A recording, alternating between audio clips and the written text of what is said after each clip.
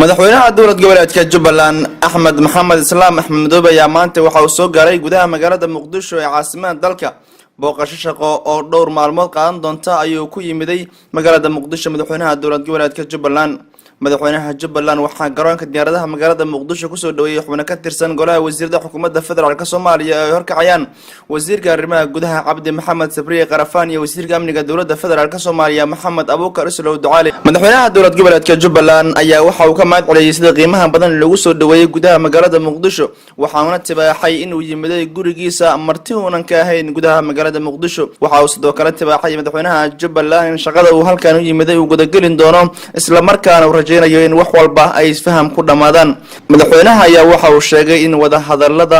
iyo kulamada uu la yeelan doono madaxda dowladda federaalka Soomaaliya ay yihiin kuwa si qoto dheer looga hadli doono arrimaha kala duwan oo ay ugu weyn tahay amniga iyo siyaasadda dalka Soomaaliya.